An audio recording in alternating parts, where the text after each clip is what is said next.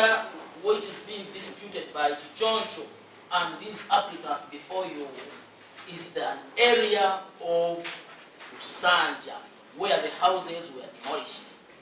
That's what. It's not for debate, it's not for law. It's just a fact.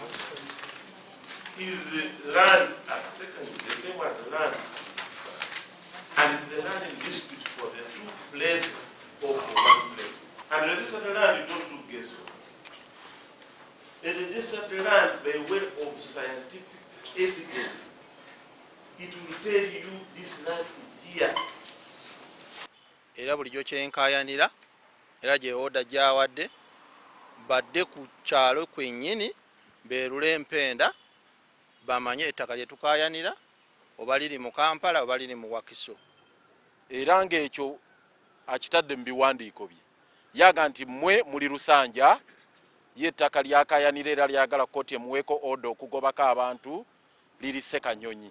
Era bwe banaasanga nti awantu we namenya wali mu Rusanja abantu nja basasula.